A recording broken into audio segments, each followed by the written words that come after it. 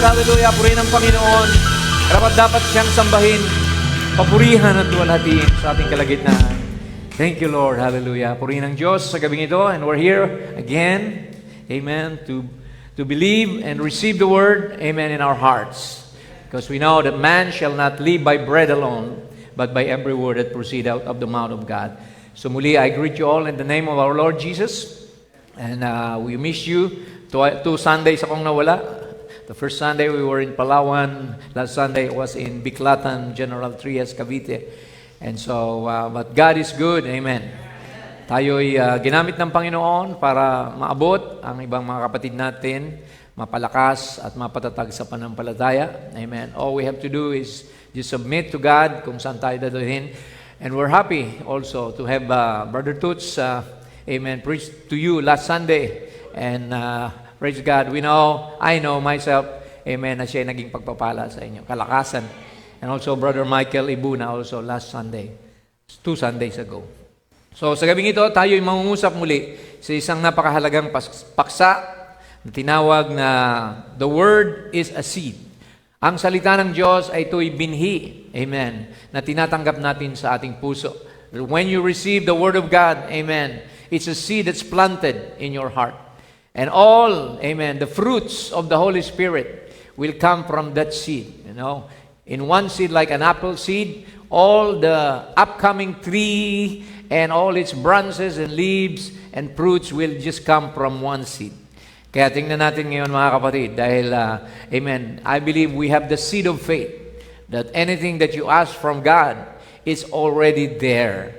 Magmamanifest yun mga kapatid. Magmamature yung seed na yan hanggang sa makita ang ating Panginoon, the life of Christ in us. So tayo po ay magbukas ng ating scripture bago tayo manalangin in Luke 8, chapter 8, verses 4 to 8.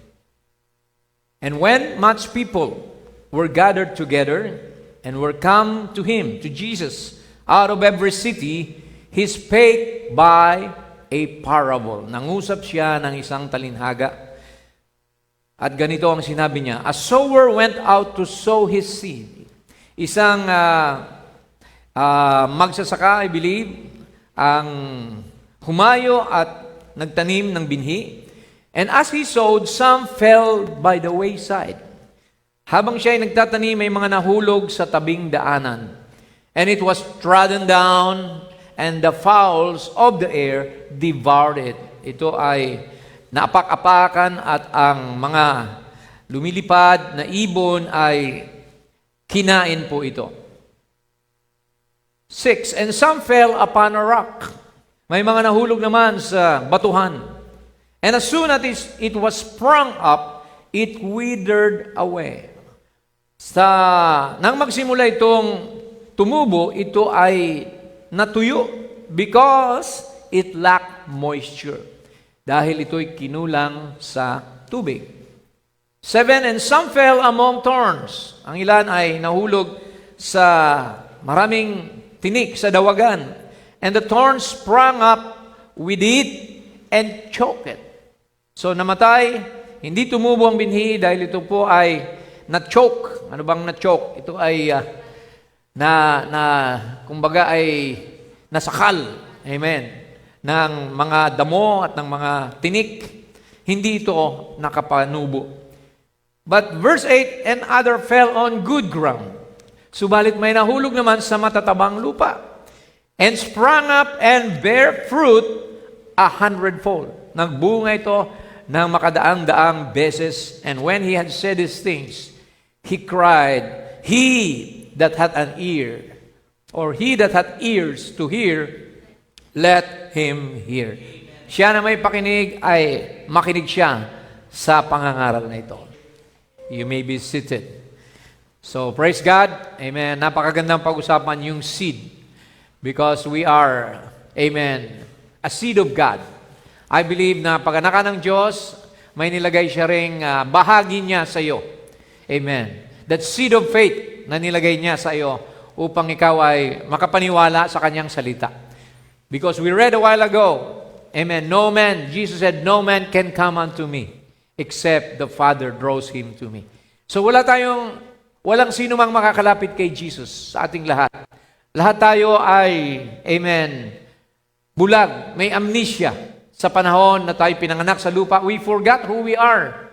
We forgot where we came from. Amen. At nandito pa tayo sa Laodicea. Nang panahon na ito ay bulag, maralita, di ba? Blind, naked, wretched, miserable, and poor. That's the age that we're living.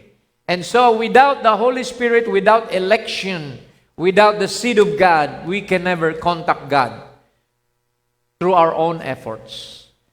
Because Jesus said it's not him that willeth or him that runneth, but it's God that sheweth mercy. Amen. Lahat ito mercy ni Lord sa atin. Biyaya ito ng Panginoon, mga kapatid.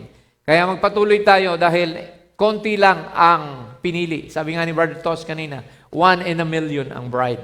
Amen. Kaya yung mga bride lang ang pwedeng, amen, magpatuloy. Sila lang makakarating sa finish line. Amen. Kahit mahirap ang takbuhin, you must run this race with patience, looking unto Jesus, the author and finisher of our faith. Di ba napakasaya na nakikita mo na ang finish line, yung iba, nanlupaypay, bumagsak, umayaw na yung iba, pero ikaw, may mga kasama kang natitira na malapit nang makarating. Amen.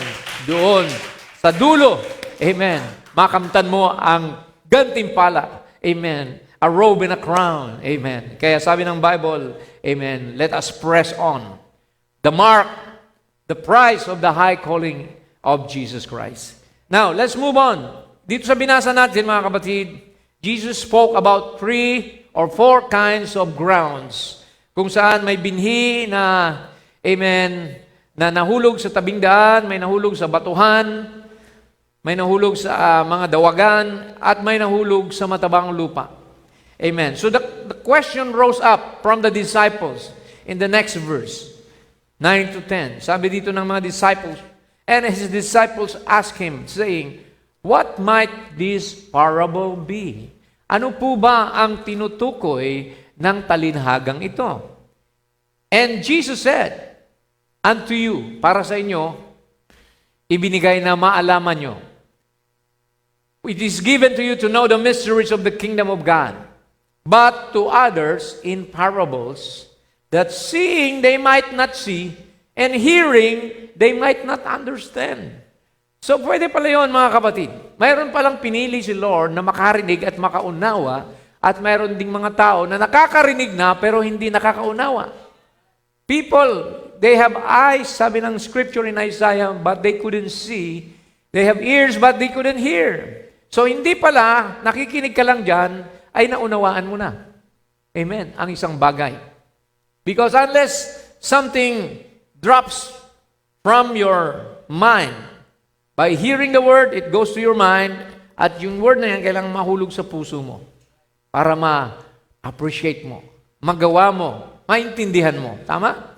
Kung dito lang, mawawala yan, mga kapatid. See? What you hear might come out of another ear. See? So, pero yung nahulog sa puso mo, matitreasure mo yun. Amen. Lagi mong dala-dala yun. Pahahalagahan mo yun, kapatid. So, let's move on to the interpretation of the parable. Sa Luke 8:11, sabi rito, now the parable is this. The seed is the word of God. Ang binhi pala na yun ay ang salita ng Diyos. Amen. So, ang Panginoon ang magsasaka, amen, at siya ay nagtatanim ng binhi. See? Alam natin, ang salita ng Diyos, itinatanim ito sa ating puso. That's why faith cometh by hearing, and hearing by the word of God. Nagpapatuloy tayo sa gawain dahil, amen, ang pangangaral ng salita ng Diyos, amen, dinidiligan ito. It's watering the word that's in your heart. You know, the rain falls on the just and the unjust, sabi ng Bible. Ang ulan, bumubuhos yan sa mabutit masama. Amen? So, every seed will bring forth of its kind. Kung binhi ka ng Diyos, makikita ang buhay ng Diyos sa iyo. Amen? Pero kung hindi ka binhi ng Diyos, amen, makikita rin yun. Dahil nasa harvest time na tayo. We are in the last days. This is the harvest time, and every seed will bring forth of its kind. Kung anong naitanim, magmamanifest. Amen? If it's the seed of God will manifest in your life. if it's a serpent seed, magmamanifest din yung mga binhi ng serpente.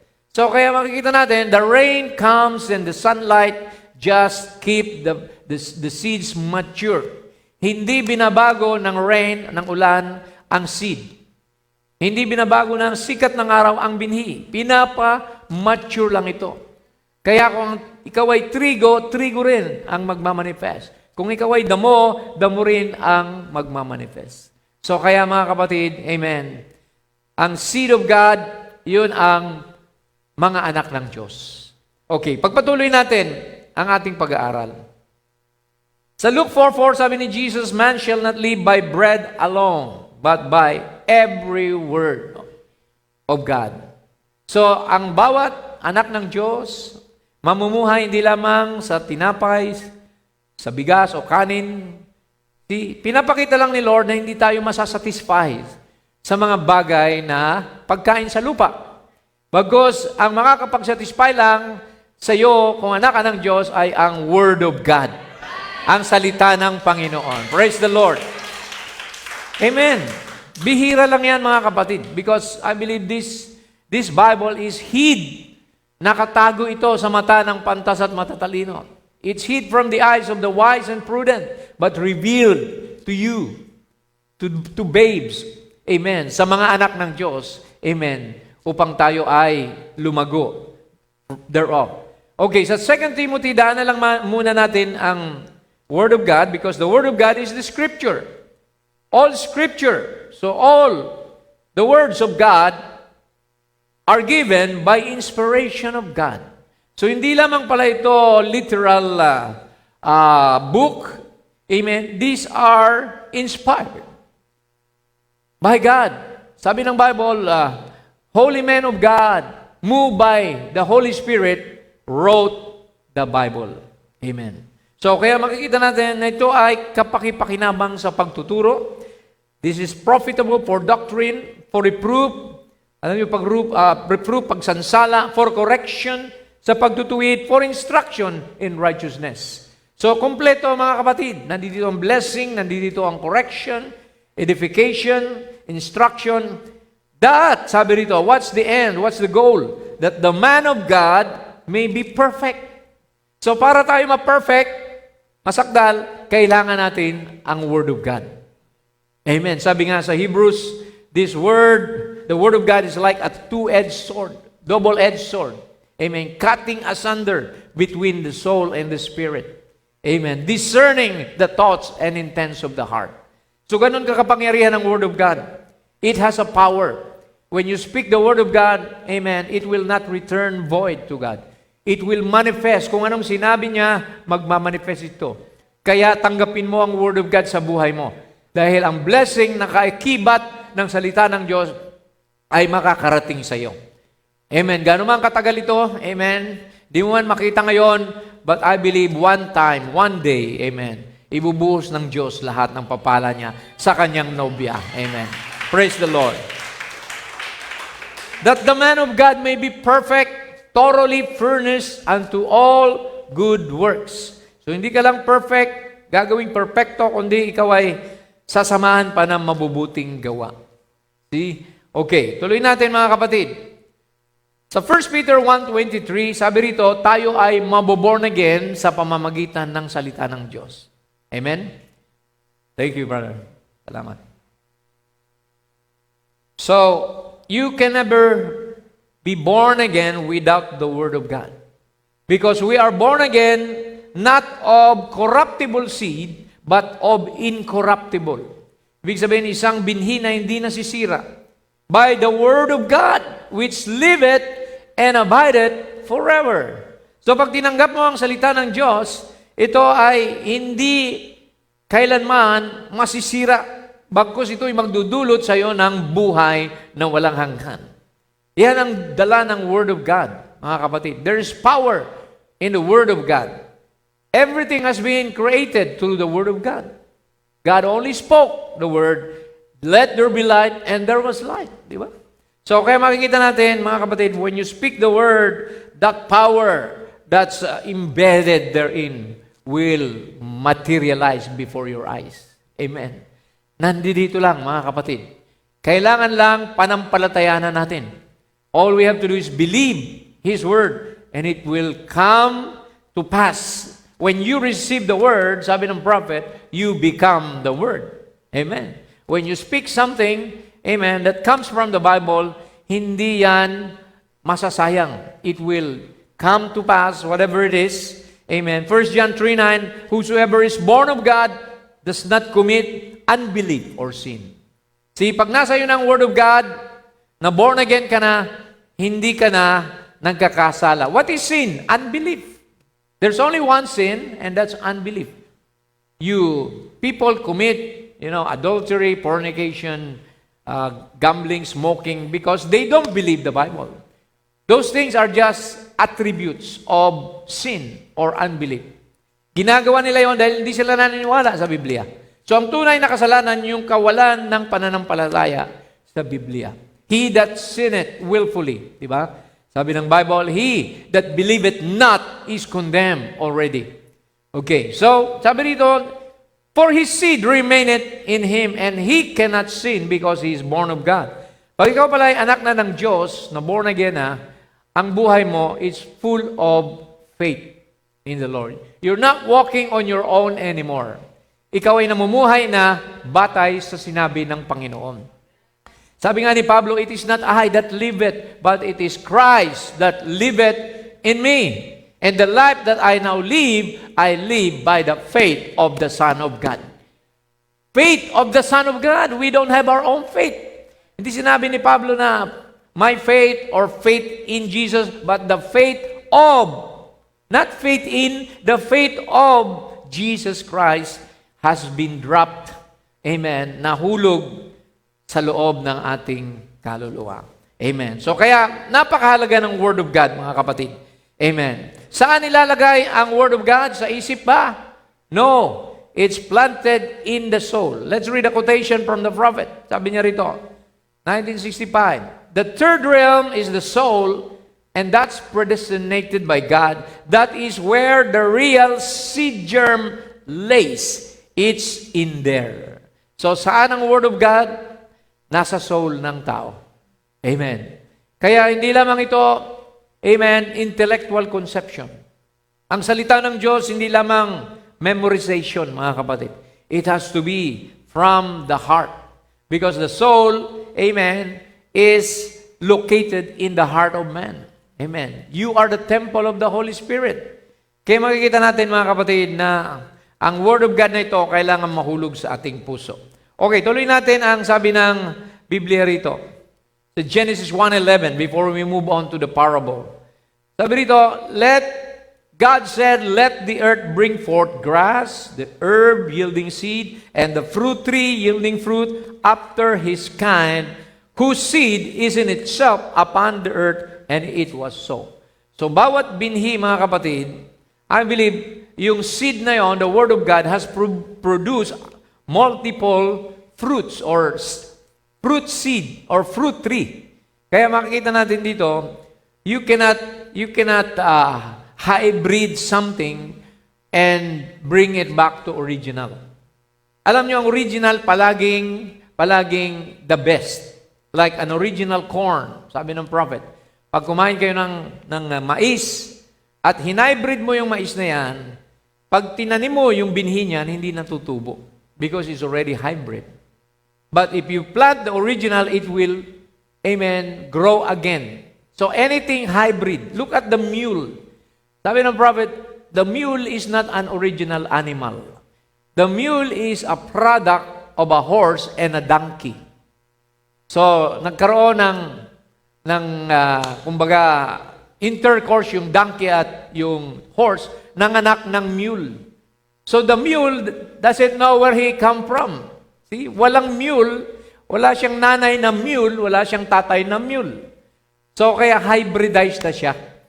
At praise God, sabi ng prophet, hindi na siya pwedeng mag-reproduce by himself, ng sarili niya. So kaya makikita natin, the same thing with denomination, sabi ng prophet. See, yung mga denomination, hybrid religion na yan. Hindi na magpo-produce ng Christian yun, kasi hybrid na. mixed with creed and dogma. Ang magpo-produce lang ng totoong Kristiyano, yung pure Word of God. Amen.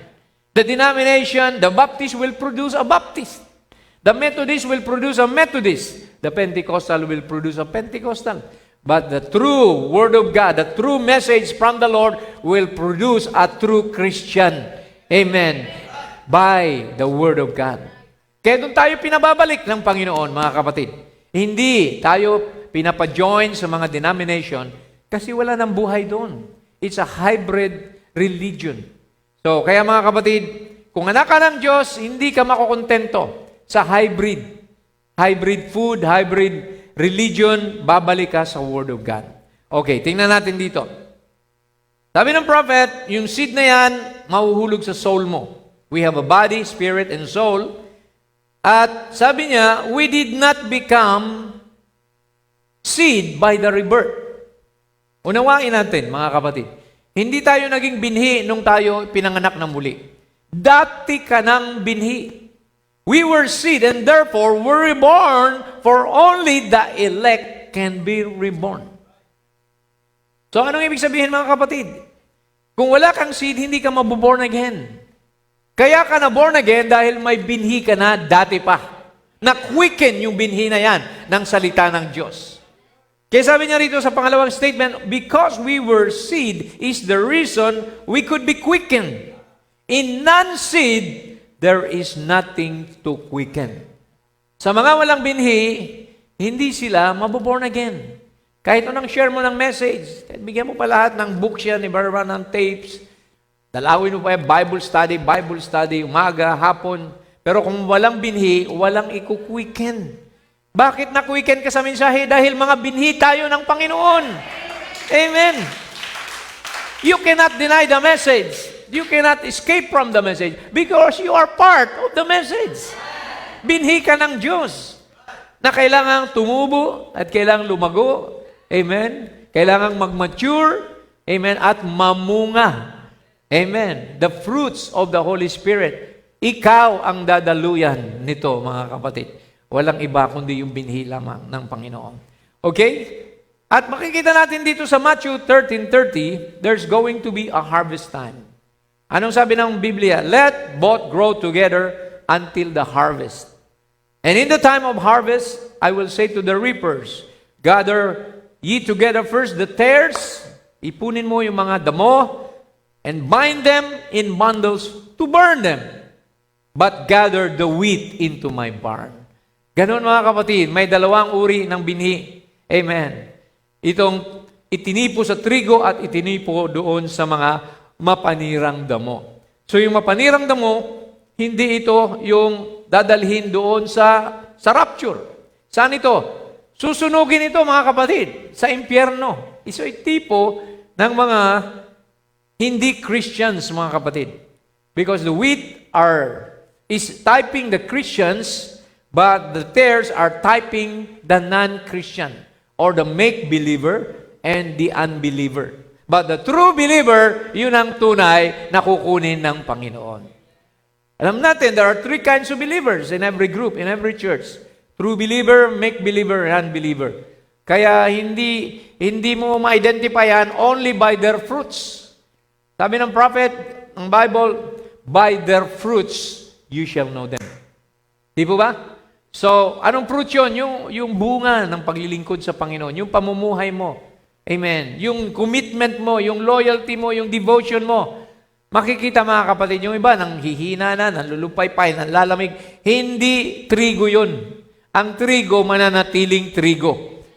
Amen. Ang damo, makikita natin, at ang ibang mga binhi ay, praise God, hindi para doon. But only the true seed of God ang makakabalik sa ating Panginoon. Alright? So, naintindihan mo ba natin, mga kapatid? Now, let's move on to the parable itself. Diretso na tayo kasi midweek naman, hindi tayo magpapakatagal. Luke 8:11, now the parable is this, the seed is the word of God. Can we say amen? Verse 12, those by the wayside are they that hear. Yung nahulog daw sa tabing daan ay nakikinig din. They hear. Then cometh the devil At dumarating ang dyablo, habang siya ay nakikinig, inaagaw yung pinapakinggan niya. And taketh away the word out of their hearts. Oh, nakarating din pala sa heart yung word. Pero, inagaw ng dyablo. Lest they should believe and be saved. See? So, ito pala yung mga kapatid na mga taong ito, nakikinig din sila. Pero, ang dyablo, dumarating. Bakit? Paano naagaw ng dyablo? By giving him doubt and unbelief on what they hear. Diba? Number 1 yan. Doubting the Word of God is against the faith. See? Pag meron kang pinag-alinlanganan sa naririnig mo, mawawala yun. Nanakawin ng dyablo ang salita na yun at hindi magmamanifest sa iyo o magaganap ang napakinggan mo. See, maraming bagay na pwedeng gawin ng dyablo para mawala ang salita ng Diyos sa buhay ng isang Kristiyano. Right? So, kaya mag-iingat tayo. Baka yung binhi na napapakinggan mo ay hindi tumitimo sa ating puso. Amen. Kailangan ito'y magkaroon ng ugat sa ating puso. Be ye not hearers of the word only, but be ye doers of the word. Kaakibat yung pagsunod, pagtupad. See? Because if you don't obey, at nakikinig ka lang, hindi mo naman ginagawa, so walang silbi yun, mga kapatid. It's like the Pharisees and the Sadducees, they say, just do what I say, but don't follow what I do. See? Ganun, mga kapatid. Godliness with forms of godliness, but denying the power thereof. Okay, ito yung mga tinawag ni prophet na nominal Christians. They are Christians only by name, but not by action or by life. Sabi niya rito, nominal Christians are those whose lives are full of earthly things. Dahil sa mga bagay na pansalibutan, amen, doon na focus si Satanas, inagaw yung kanilang, amen, pakikinig o pamumuhay sa salita, to such an extent that they have no desire for the spiritual. Nawawala na yung desire sa mga spiritual na bagay. Na-focus na sila sa mga non-spiritual things. And are not all aware of, nor ready for His appearing. Hindi sila naghahanda sa pagbabalik ng Panginoon. Why? Because ganun nga, mga kapatid. They are just natural. They could not understand the spiritual because in 1 Corinthians 2:14, sabi rito, the natural man receiveth not the things of the Spirit of God, for they are foolishness unto him. Nakarinig, isinapuso, pero nawala, inagaw ng dyablo because they are spiritually discerned. So, ang pamumuhay Kristiyano, spiritual ito, mga kapatid. Hindi ito karnal. Alam niyo yung karnal, nakatingin lang yan sa mga yung mga legalistic people. See, gusto nila tama, pero yung buhay nila hindi nila nakikita. See, hinahanap nila yung holiness ng iba, pero yung holiness nila wala, hindi mag-manifest. So, kaya makikita natin, mga kapatid, yan ay carnal. Comparing, fault-finding. Inagaw ni Satanas yung salita dahil sa mga bagay na ganyan. Kaya huwag tayo, mga kapatid, mamuhay ng ganoon. We must focus on the Word. Amen. Not on people's, amen, mistakes or weaknesses. Focus on the Word. Lahat tayo, sabi ng prophet, we all commit mistakes. We're prone, amen, to do that. Pero ang tanging walang mistake ay si Lord Jesus Christ lamang. Doon tayo tumingin sa ating Panginoon. Hallelujah. Glory to God. Now, sa Luke 8:13, ito naman yung mga nahulog sa batuhan. Hinasik yung binhi, nahulog sa batuhan. So ano nangyari? Nakapatong sa mga bato. Sabi rito, they on the rock are they, sila. Tinukoy mga tao ito. Which, when they hear, nakapakinig din, receive the word with joy. Tinanggap ang salita ng may kagalakan pa. Nag-hallelujah pa siguro.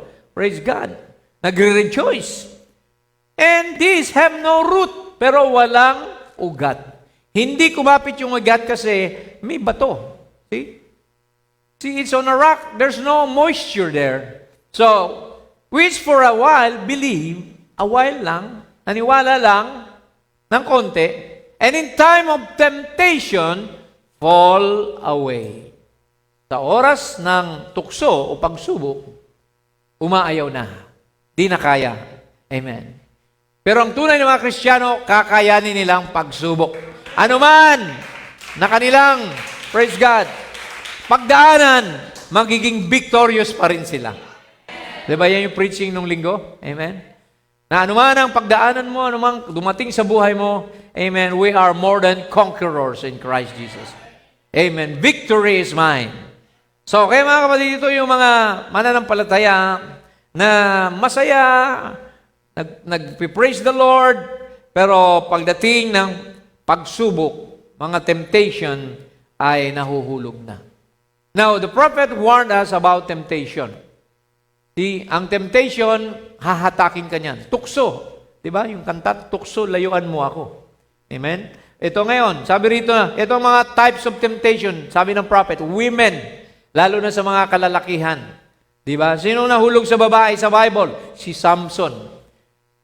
Amen. Samson fell for Delilah. David fell for Bathsheba. And Solomon, amen, ganun din, napakaraming mga idolatry na nakapasok sa Israel because of the women in Solomon's life. Doon siya bumagsak. So kaya mga kapatid, ingatan natin ito. Lalo na sa mga kalalakihan.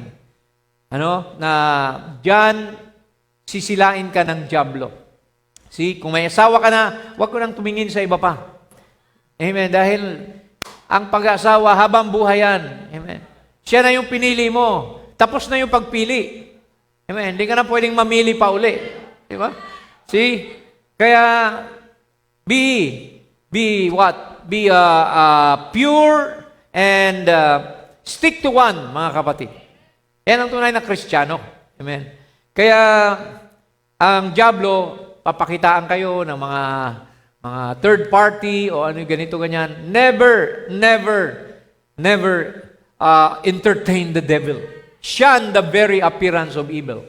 Sabi ng Bible. Kasi diyan mahulog. Lalo na, sabi ng prophet, yung mga pastor, yung mga nangangaral, gustong targetin ni Satanas yan para wala nang mangaral. Di ba? Praise God. Kaya, ingatan natin ang bagay na yan, mga kapatid, especially sa mga tunay na mga Kristiyanong kalalakihan. Di ba? Sabi ng prophet, one look lang eh. Di ba? Nakakita ka ng babae na malaswang damit. Yung unang tingin, alisin mo. Pero pagka yung pangalawa daw, yun na yung may kasalanan. Inulit mo pa. So, kaya, one look, and don't repeat it, sabi ng prophet. Amen. Because the second look is already lustful. Yan ang sabi ng prophet, mga kapatid. Siguro sa mga kababaihan, bihira naman yung mga babae na na-attract sa panlabas ng lalaki. Ang mga babae na-attract yan sa mga matatamis na salita. Sa mga pambobola, diyan nahuhulog ang mga babae. Kaya huwag kayong pabobola, mga sister.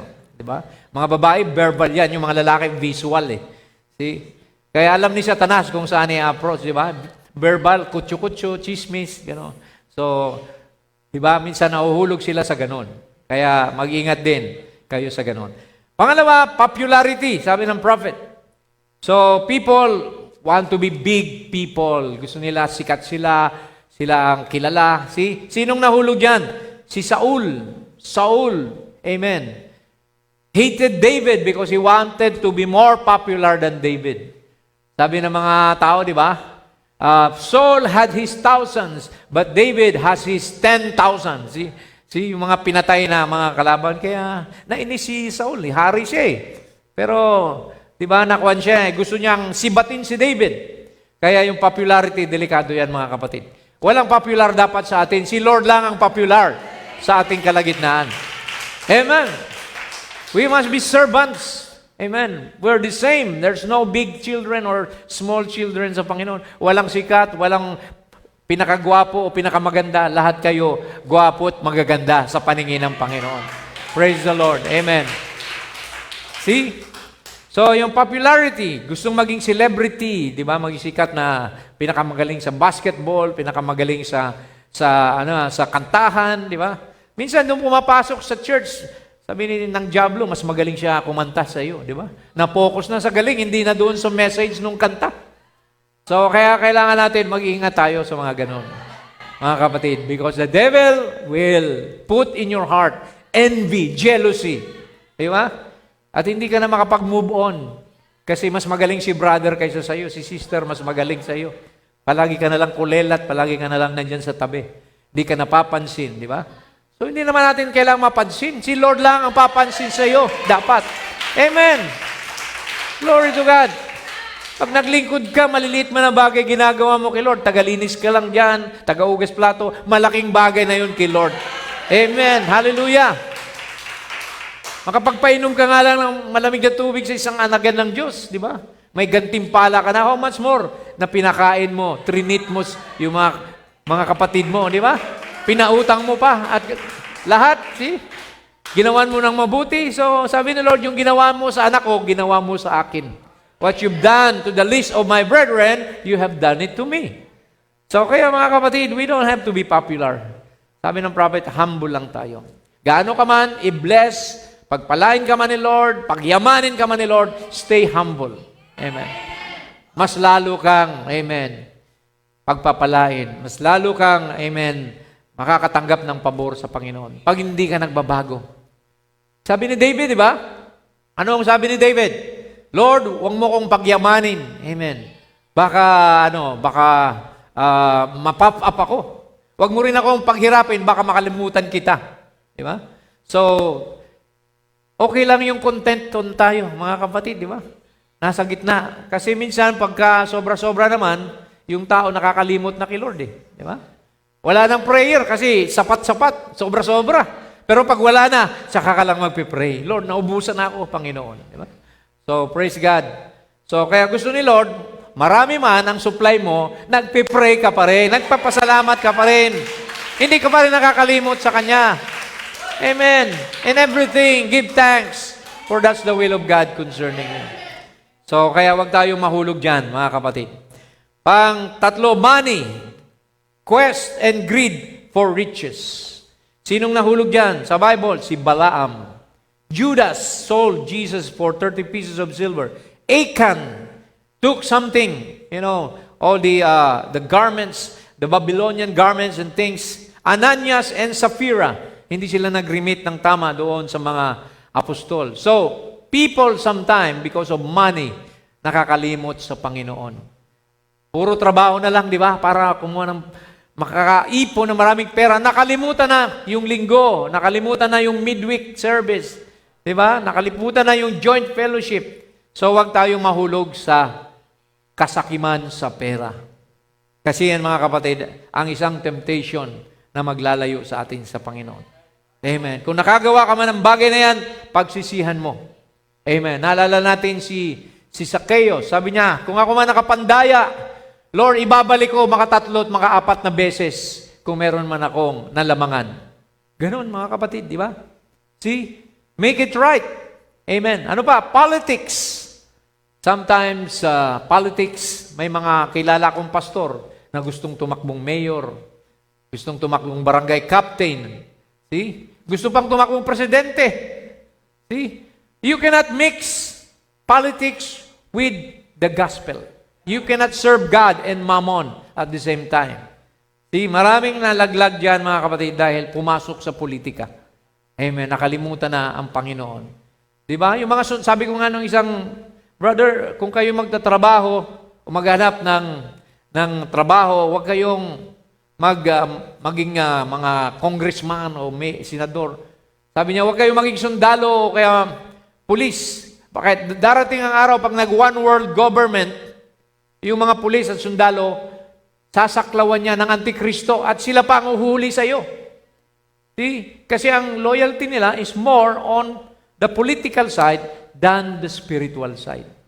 So, kaya mga kapatid, mahirap pumasok sa politika. As much as possible, di ba sabi ng prophet, politics is of the devil. Marumi ang politika. Look at Trump. Binaril si Trump, muntik na sa utak, buti na lang, dito sa tenga lang eh. See? Mayroong Diyos pa rin na nag-iingat. Amen. See? Kasi, praise God, God saw His heart. Probably He's got a pure heart for His people. So, kaya makikita natin mga kapatid, magulo ang Amerika ngayon. See? At baka magkaroon pa ng civil war. Who knows? But sana wag namang mangyari. What else? Sino ang nahulog sa politics? Yung tinatawag na mga Nicolaitans in the Bible. Nico, to conquer the laity.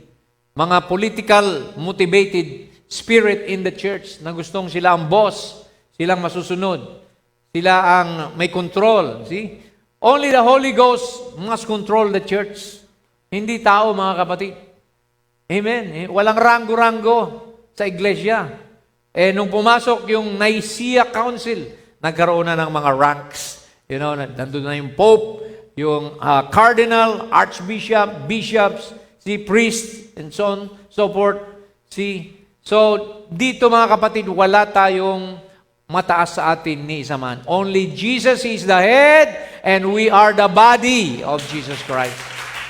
That's the real church of God. Amen. Hindi politics ang umiiral sa isang iglesia. Pangatlo, o panglima, competition. Ayan. See, sabi ni Paul, remember Paul one time said, I hear that there are some contentions sa inyo. May mga pag-away-away kayo. Because some of you say, I am of Paul, I am of Cephas, I am of Christ, I am of Apollos. See, nagkaroon din ng mga denominational thinking sa panahon ng mga apostol. Pero sabi ni Paul, si Paul ba? Ako bang napako para sa inyo? See?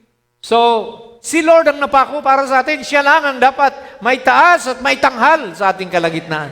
Walang tao na kailangan bigyan ng papuri o honor, mga kapatid. So, makikita natin, Cain, because of pride and jealousy, Cain killed Abel, his brother. Sino ba? Yung 10 tribes of Israel. Amen. They convinced Israel not to cross the promised land. They were fearful. See, they were convinced that they could not do it. But Caleb, Joshua and Caleb, sila po ang nakatawid, mga kapatid. So kaya ito ay mga uri lamang ng tukso na dapat nating malaman at maiwasan. Amen. Now, pangatlo, the seed that fell among thorns. Ito yung mga binhi, sabi rito, that which fell among thorns are they. Mga tao din ito, they. Which, when they have heard, nakarinig din ito ng Ebanghelyo, and go forth, and are choked. Ito yung nasakal. With cares, mga alalahanin sa mundo. Ayan. And riches, ayan. And pleasures of this life, and bring no fruit to perfection. So, walang bunga tungo sa kasakdalan. Bakit? Sila ay laging, amen, tinutumba o nabibigatan sa mga pangangailangan ng sanlibutan. Di ba sabi ni Lord, huwag kayong mag-alala sa kakainin nyo, sa iinumin nyo, sa daramitin nyo. Dahil alam na ni Lord, ng Ama ko, na kailangan nyo yan. But seek ye first His kingdom and His righteousness, and all these things shall be added unto you. So mas inuna nila yung problema. Na nabigatan sila, hindi na nakapag-church, di ba? Na-discouraged na. Dahil sa problema. Huwag naman sana si Jikay tumigil sa pagtatrabaho. Na-discourage na daw. Dahil sa problema. So huwag kang maging kabilang sa mga nasakal ng mga bagay na yan, sister. At sa atin din, mga kapatid, yung riches, di ba? Yung, sabi nga, ang gustong yumaman ay, sabi roon, they pierce their hearts with sorrow. Amen. Na gusto nilang one day millionaire, mayaman ka agad. See? Hindi ganoon, mga kapatid. Alam natin, pinagtatrabahuhan yan. See? Yung perang nakukuha sa maling bagay, mabilis mawala. Pero yung pera na pinaghirapan mo, ang hirap gastusin yan, di ba? Nangihinayang ka kasi pinagpaguran mo, pinagpawisan mo yan. So, kaya matuto tayo magtrabaho, mga kapatid. Huwag yung hingi lang ng hingi. Di ba? Huwag tayong matuto na umasa sa iba. Kasi waldas, wala ka agad dyan. Kasi hindi mo naman pinaghirapan. Pero kung alam mo ang value ng pera, mga kapatid, see? praise God, matututo ka na mag-ipon. Amen? Sabi nga, pag may sinuksok, may madudukot. Di ba? So, saving money is very important. Di matuto kayo na hindi puro gastos lang. Next month, wala na naman maghihintay sa sweldo. So, kailangan at least mayroon kayong savings, mayroong tithes, mayroong para sa panggastos. Kailangan marunong kayong mag-budget ng pera nyo. Para meron kayo palaging nasisave. Magkasakit ka man, o kaya magkaroon ka man ng biglang pangangailangan, may mahuhugot ka. Hindi sa bulsa ng iba, sa bulsa mo. Siyempre, praise the Lord. Amen. So, kaya, yung mga bagay na yan, yung nabigatan sila, mga kapatid, kaya hindi nakapagpatuloy sa gawain. Nabigatan sila sa problema. At hindi lang problema, pleasures. Ano yung mga pleasure? Kalayawan. Yung gusto, puro branded yung damit, di ba? Yung mga sapatos. Siyang mahal-mahal kaya nun. Ako, Divisoria, okay na sa akin, ukay-ukay. Kahit anong presyo ng suot ko, ang mahalaga, amen. Nadadamitan tayo at marunong tayo magsuot ng disente at may kabanalan. Amen. Praise God, mga kapatid, yan. Pleasures. Di ba? Maraming tao dahil lumobo na yung credit card, hindi nakakabayad sa credit card. Ang interest pa naman yan, ang mahal, pag lumagpas ng isang buwan. Di ba? So, yung refrigerator mo, yung kotse mo na pinafinance mo sa bangko, pag hindi mo nahulugan ng 3 months yan, ano yan, hatak yan, pull out. See? Kaya makikita natin mga kapatid, yung mga bagay na yan, kailangan din tayo marunong mag-financial management. At huwag yung puro pagarbo sa buhay. Alam niyo, hindi mo naman kailangan pakita na mayaman ka eh. Tingnan mo si Bill Gates, tingnan mo si Mark Zuckerberg. Kung damit po, naka-t-shirt lang, naka-maong, di ba? Pero mga bilyonaryo yan. Kaya mga kapatid, hindi ito pagalingan. Di ba simple ka lang, pero makapal naman yung iyong savings. Kaysa, di ba, ang gara-gara mo, tapos wala ka naman palang makain. May pakain sa pamilya mo, di ba? So, hindi ko sinasabing pangit o hindi maganda magsuot ng magara. Amen. Kailangan lang na marunong ka. Balance, mga kapatid. Amen. So, kaya itong mga tao na ganito, nahulog sa tinikan, sa dawagan, kaya nakarinig sila ng salita, pero na-focus sila doon sa mga bagay-bagay na yan. Mga cares, alam natin ang care, yung mga problema, mga pinagdaraanan. So sana, wag nating tingnan yan, mga kapatid. When you go to church, iwanan mo muna yung mga alalahanin mo, mga problema mo sa labas. Magpuri ka. Amen. Sa Panginoon, purihin mo siya at pasalamatan mo siya. At paglabas mo, makikita mo, solve na yung problema mo. Dahil napapurihan mo si Lord. Amen. Praise God. Si Lord ang gumawa ng solusyon na hindi mo namamalayan. Amen. God can turn the table or the situation around. Amen. He can make a way where there's no way. You cannot limit God. He's got, amen, everything in His hands. Di ba? So, nung magta-tax si Pedro, sabi ni Lord, wala tayong pang-tax. Nandun, may isda roon. Buksan mo yung bumanga, mayroon ng pambaya doon. See? Mga kapatid, amen, God provides. Simple things, bigger things, walang, sabi nga, God specializes in things that are impossible. Amen. Yan ang specialty ni Lord eh. Mga imposible na hindi kaya ng tao, He can open the Red Sea. Di ba? Just trust in the Lord. Amen. Amen. Believe, and you shall receive. All things are possible to them that believe. You don't have to worry or fear. Amen. Just trust in Him, sabi ng Bible, and He will take care of everything. Amen. He will provide all our need according to His riches and glory. Okay? Pangapat, malapit na tayo.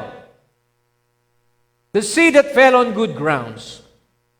Verse 15, but that on the good ground are they, which in an honest, tapat, mga kapatid, and good heart, pure heart ng mga tao na ito. Amen. Having heard the word, keep it. Tinago nito. Pinag-ingatan nila yung narinig nila. Pinahalagahan nila yung mensahe. And then anong bunga? And bring forth fruit with patience. Ayan. Hindi inalis yung patience. Kasi may pagtitiis pa rin. Kahit namumunga ka, amen, kailangan may pagtiisan ka pa rin. Dahil may persecution. All that we live godly in Christ shall suffer persecution. So, ang maganda, namumunga ka.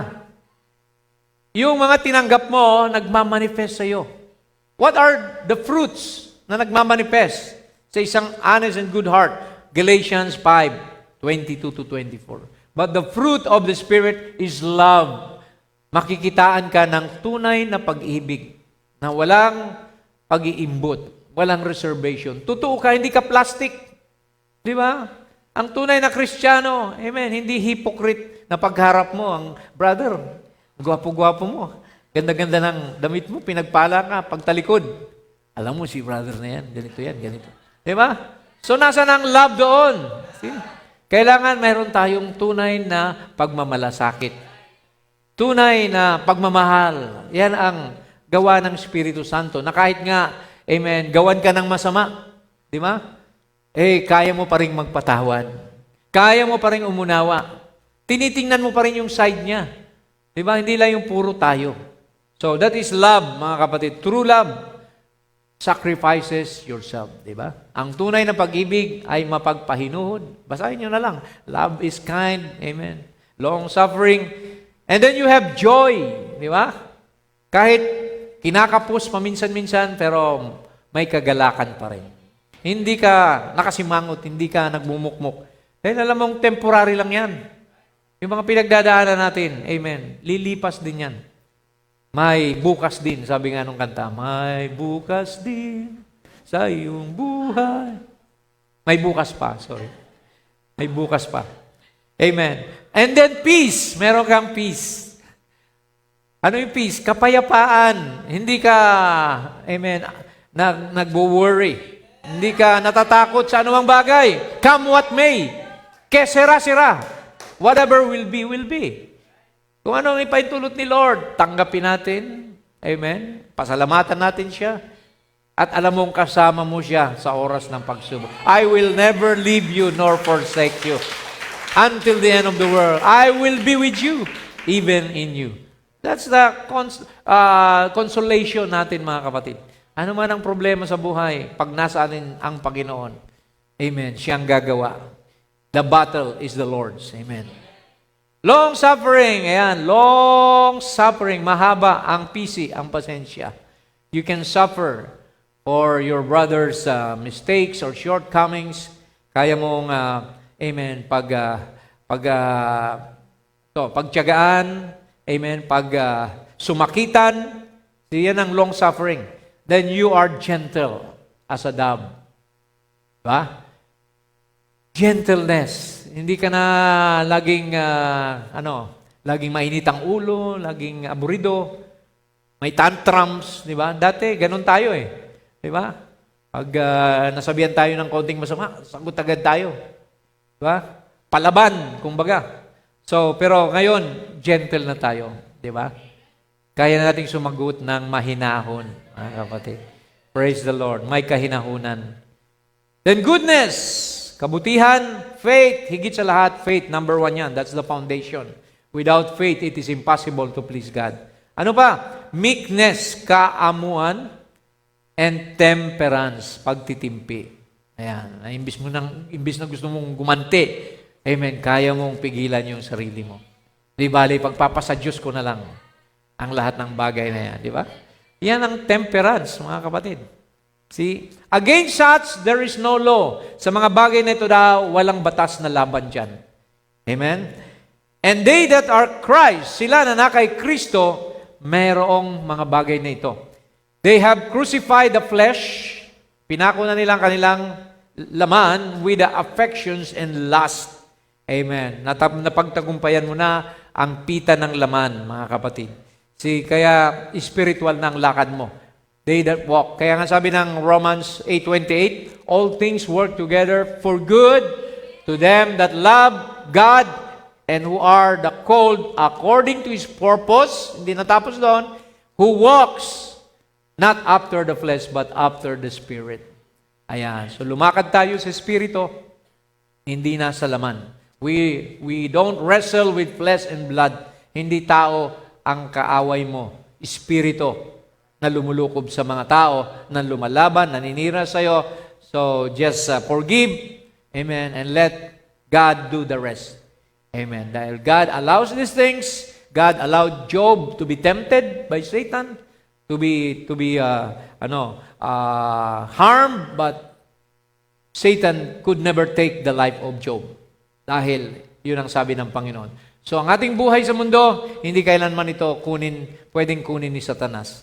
Dahil, amen, pinagmamalaki ka ni Lord kay Satan. When you overcome a problem, when you triumph over trials, God is, amen, sabi roon, is proud of you. Dahil sabi niya kay Satanas, kita mo, kahit anong gawin mo sa kanya, hindi niya ako iiwanan. Hindi siya tatalikod sa gawain. So, kaya mga kapatid, yan ang kailangan natin. So now, the question is, how Christians are known. Sinabi ni Brother Branham sa End Time Sign Seed, Christians are known by the fruits of the Holy Spirit. That's what dominates a Christian life. Proves what he is. So pag meron kang mga bunga na ito, mga kapatid, yan ang nagpapatutuo na ikaw ay totoong Kristiyano. And the fruit of the Spirit, inulit niya, is love, joy, peace, faith, long-suffering, goodness, gentleness, patience in the Holy Spirit. Those fruits manifest themselves through Christians. So you don't manufacture these things. Amen. You don't manufacture love. Kusang ang love ay lalabas sa iyo. Amen. Kusang yung peace makikita sa iyo. See? Yung iba, binamanufacture nila yan. Mukhang, di ba, mukhang full of love, pero pagka ginalit mo, lalabas yung pagkaromentado, di ba, lalabas yung pagkamainitin ng ulo. See, bakit? Pinipilit lang niya na ipakita na siya ay Kristiyano. Pero tayo, we don't manufacture these things. A lamb doesn't manufacture wool. Yung tupa daw, sabi ng prophet, hindi nagmamanufacture ng ano yan. Yung wool, yung kanyang balahibo, di ba, ginagamit yun sa mga upholstery, sa mga damit. See, it automatically comes out from Him. So, ganun din itong mga fruits of the Spirit, automatic itong lalabas. Hindi mo na kailangan, dapat maging mabait ako, dapat maging mapagbigay ako. Hindi mo naman pinipilit yan. Kusang lalabas sa iyo yan dahil nandun ang author, ang Holy Spirit na siyang nagbibigay bunga sa iyo sa bagay na ito. Amen? Di ba? Look at those Christians who died in the dark ages. Amen? They gave their lives freely. Yung iba sa kanila, pinugutan ng ulo, pinakain sa leon, di ba? Sinunog. So, those fruits manifest themselves. Kaya ang Kristiyano, amen, laging inaabuso kasi alam nila na ganyan tayo, mabait tayo, di ba? Alam nila na mapagbigay ka, pasensyoso ka, kaya minsan sinasamantala. Pero sabi nga, be wise as a serpent and be harmless as a dove. Amen. So, nasa sa iyo na ang pag-iingat sa mga bagay na yan. Alright? So, the question now is, how does the parable of the sower relate today? To today. Okay? Number one, ang parable of the sower is giving us a warning. It warns us of circumstances and attitudes that can keep anyone who has received the seed of the gospel message from bringing forth a goodly harvest. So, pinalalahan tayo na dapat panghawakan natin o i-manage natin ang ating mga pag-uugali, ang mga circumstances sa buhay natin, na huwag nitong mahadlangan ang pamumunga natin sa Espiritu. Amen. Pangalawa, every one of us must have a strong determination. Yun ang importante, yung persistence. And have a firm belief in their calling. Kailangan na matatag ang pananampalataya mo na tinawag ka ng Panginoon. Amen. Na ikaw ay pinili niya. See? In spite of trials and temptations that come your way. So alam natin, darating yan, pagsubok, trials, pero be strong and be very courageous. Sabi nga ni Lord kay Joshua, turn not to the left or to the right. Amen. But sabi niya, panghawakan mo, stay in the Word, and you shall prosper and shall have good success. Last, Just as Jesus sowed this good seed, kung paano ang Panginoon itinanim ang mabuting binhi, we are also called to go forth, bearing this precious seed of the Word of God and plant it in good ground among other people. Kaya nga meron tayong darating na project, invite a friend. Amen. Kasi yung natanggap natin, gusto rin natin i-share sa iba. On August 4, I believe, pagmimitingan namin ng mga diakono, magdadagdag tayo ng food para sa mga sino mang makapagdala. Invite a friend. This is your chance to bring your client or your classmate, office mate, relative, neighbor, dito sa church. Amen. Dahil ang ginagawa natin dati, puro tayo crusade, group. Amen. Mga tinatawag nating mga mission work at mga Mystery Expo seminar, youth camp, pero that's for a group work. This time, it's a challenge to every one of us. Bawat isa na makapag-invite tayo. Amen. Sa August 4. First Sunday of August, makapagdala tayo kahit isa. So that's our assignment. Amen. Na kahit yung kapatid mo, kamag-anak mo, kung sino man, ma-invite mo sa church. Amen. Take it or leave it. Marinig man nilang katotohanan o hindi, tanggapin man o hindi, ang mahalaga, nakarinig sila. Amen. Nagampanan mo yung iyong mission work to go and to all the world and introduce the gospel. Amen. So kaya yan po ang ating plano at yan ang ating adhikain na tayo ay makapagdala, mga kapatid. See? So praise the Lord. As we close, sabi rito sa Colossians 3:14, above all these things put on charity, which is the bond of perfectness, and let the peace of God rule in your hearts, to the which also ye are called in one body, and be ye thankful. Let the word of Christ dwell in you. Ayan. Let the word of Christ dwell in you richly. Masagana. In all wisdom, teaching and admonishing one another in psalms and hymns and spiritual songs. Yung word of God magtutulak sa iyo na umawit sa Panginoon. Magpuri. Shining with grace, or singing with grace rather, in your hearts to the Lord. And whatsoever you do, in word or in deed, do all in the name of the Lord Jesus, giving thanks to God and the Father by Him. Halakpakan natin si Lord sa Kanyang biyaya sa ating buhay. Amen. Naniniwala ba tayo ng binhi ng Panginoon ay nahulog na sa ating puso? Matabang lupa ang nahulugan na yan. At tayo'y magpapatuloy, hindi tayo kailanman tatalikod. Amen. Move on, Christian soldier. Tawagin natin ating mga musician. Meron akong 2 chorus dito na inihanda na nagsasabing, let the beauty of Jesus be seen in me.